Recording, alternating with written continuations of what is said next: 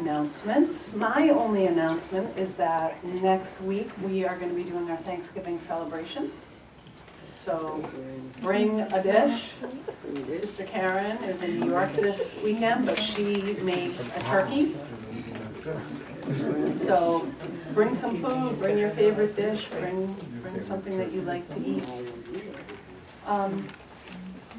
And thank you for that message. It's like what I was saying during meditation. Sometimes you hear the same message, but you hear it differently because you're different.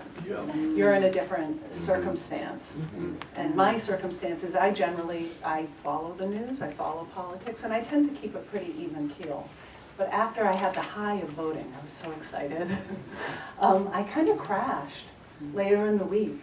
And I was sitting with a woman, she's 98, her name is Anna, and I know her from Rosie's Place, which is a shelter for poor and homeless women. And Anna's amazing. Anna's an African-American woman. You think 98 years old, and she grew up in the deep South. So you think about what that woman has seen and been through. And she is remarkable. I sit at her feet. I give her Reiki, but really I sit at her feet to learn. And I said to her, she said, "How are you doing?" And normally I would say, "I'm fine." I said, "Anna, I'm weary."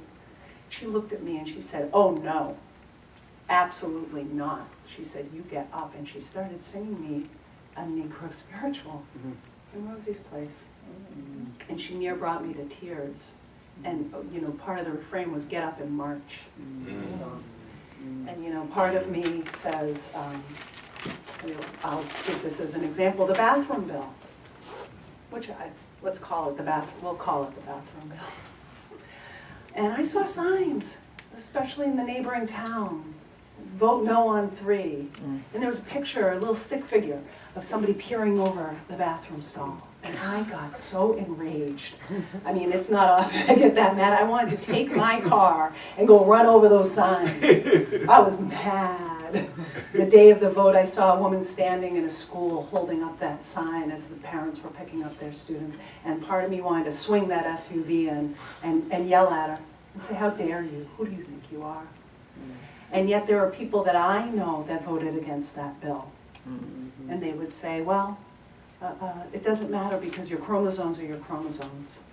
And so it's not a matter of whether or not it's for their comfort. It's just not right. Or I don't like the way that bill has been written. It's not that I'm against transgender rights. I don't like the way the bill has been written. It's unfair for older buildings where there's only one bathroom, or on and on and on. And I felt that I had a lot of anger. And I felt bad about that anger. I felt bad, and I felt like I had to press it down and repress it. And that was making me more angry. And in fact, that was making me weary. That's where the weariness came from, because I was tamping down how I felt. And so I really thank you, because it made me realize I have to bless those people that hold this view so very different from my own. But I am going to fight with my vote. I'm going to make my stand, and I'm going to allow my voice to be heard. While I bless them, I'm going to do the work that I'm here to do, that I'm here, and let them do the work that they're called to do. You do your work, I'll do mine. You put your money where you want to put it in your organizations, and believe me, I will put mine and my time where it belongs for me. And so it allowed me to let go of some of that weariness. And to get up and march. So I say thank you to Anna this week. Thank you for that sharing, sister. Thank you.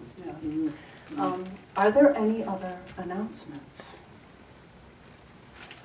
No other announcements? I'm done pontificating. Let's hear from Reverend Carlos. I had two of the best